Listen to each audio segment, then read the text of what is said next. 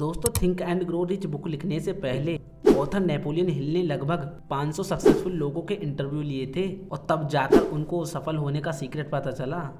दोस्तों, अमीर बनने का मतलब ये नहीं है कि सिर्फ पैसा कमाना, बल्कि अमीर बनने का मतलब ये है कि आप जो भी कर रहे हैं उसमें आपको सफलता, खुशी और सेटिस्फैक्शन मिले। कुछ बड़ा अचीव करने के लिए आपके पास एक बड़ी इच्छा होनी चाहिए। दोस्तों, हर कोई अमीर और कामयाब बनना चाहता है, लेकिन ऐसा क्यों होता है? कुछ लोग ही अमीर और कामयाब बन पाते हैं। दोस्तों, कामयाब लोग इसलिए कामयाब हो पाते हैं क्योंकि उनके अंदर एक बर्निंग डिजायर होती है। ऑथर कहते हैं कि अगर किसी व्यक्ति के अंदर किसी चीज की बर्निंग डिजायर है तो उसको वह चीज हासिल करने से कोई नहीं रोक सकता। दोस्तों, अगर आपको भी सक्सेस अचीव करनी है तो आपके पास भी एक बर्निंग डिजायर होनी चाहिए। फेथ, खुद पर विश्वास करना कामयाब लोगों की सबसे बड़ी क्वालिटी है। दोस्तों, मान लो कि आपके पास एक बर्निंग डिजायर है, लेकिन आप इसे तभी अचीव कर पाएंगे जब आपको अपने आप पर पूरा विश्वास हो कि हाँ, मैं ये अचीव कर सकता हूँ। अपने डिजायर को वो लोग अचीव नहीं कर पाते जिनके अंदर सेल्फ डाउट होता है, क्योंकि इतिहास गवाह है कि दुनिया भर में जितने भी लोग आज तक सफल हुए हैं उनके अंदर बिलीव और खुद पर भरोसा था। दोस्तों, खुद पर विश्वास करने से आपके अंदर एक ताकत आती है। यह ताकत आपसे कुछ भी करवा सकती है। ऑटो सजेशन, अपनी इच्छाओं को बार बार दोहराने से आप उसे हासिल कर लेंगे। दोस्तों, ऑटो सजेशन का मतलब है खुद को सलाह देना, यानी कि खुद से एक बात को बार बार कहना और उसे सच मान लेना। असल में आपके माइंड को आपसे बेहतर सलाह कोई नहीं दे सकता।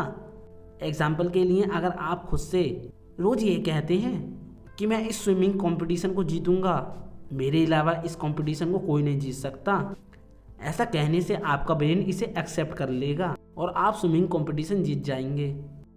ऑर्गेनाइज प्लानिंग, ऑथर कहते हैं कि दुनिया का कोई भी व्यक्ति बिना ऑर्गेनाइज प्लानिंग के कभी भी कामयाब नहीं हो सकता। दोस्तों, आपको कामयाबी तभी मिलेगी जब आपको पता होगा कि आप क्या हासिल करना चाहते हैं। आइए इसे एक एग्जाम्पल से समझते हैं।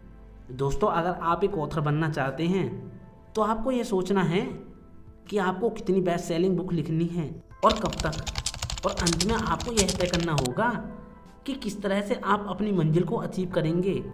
जब आपको आपका बेहतर प्लान मिल जाएगा तो उस पर आप फौरन काम करना शुरू कर दीजिए। सेक्स में बहुत एनर्जी होती है, वास्तव में यही एनर्जी है जिससे मनुष्य काम करता है। आप स्कूल और कॉलेज क्यों जाते हैं? ताकि आप एक अच्छी सी डिग्री ले सकें। डिग्री लेने के बाद आपको एक अच्छी सी नौकरी मिल सके। जब आपके पास एक अच्छी सी नौकरी होगी तो तभी आपकी शादी हो पाएगी।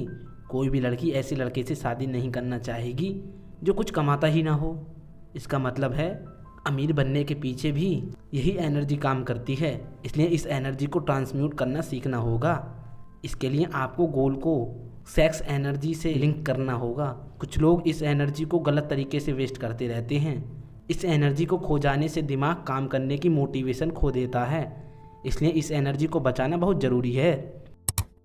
अल्बर्ट आइंस्टीन ने कहा था कि इंटेलिजेंट होने का मतलब ये नहीं है कि आप कितना जानते हैं, बल्कि इंटेलिजेंट होने का मतलब है कि आप कितनी इमेजिनेशन कर सकते हैं। इमेजिनेशन ही एक ऐसा तरीका है जिसकी हेल्प से आप अपने ड्रीम्स को आइडिया में और अपने आइडियाज़ को हकीकत में बदल सकते हैं। इमेजिनेशन दो प्रकार की होती हैं। First, synthetic imagination. इस तरह की इमेजिनेशन से हम अपने पुराने आइडियाज़ को मिलाकर एक नए आइडिया को बनाते हैं। Second, creativity imagination. इस तरह की इमेजिनेशन से हम कुछ ऐसा सोचते हैं जो हमने आज तक नहीं सोचा। इससे हम कुछ ऐसा करने की कोशिश करते हैं जिसके बारे में आज तक किसी ने न सोचा हो। The subconscious mind. हमारा कॉन्शियस माइंड अच्छी और बुरी चीज़ों में फ़र्क करना जानता है, इसलिए वे अपने काम की चीज़ों को अपने पास रखकर बेकार की चीज़ों को निकाल फेंकने की ताकत रखता है। लेकिन हमारे सबकॉन्शियस माइंड के पास यह ताकत नहीं है। सबकॉन्शियस माइंड हमारी अच्छी और बुरी चीज़ों को बिना भेदभाव के अपने पास रख लेता है। इसलिए ज़रूरी है कि आप अपने सबकॉन्शियस माइंड से केवल पॉजिटिव बातें करें।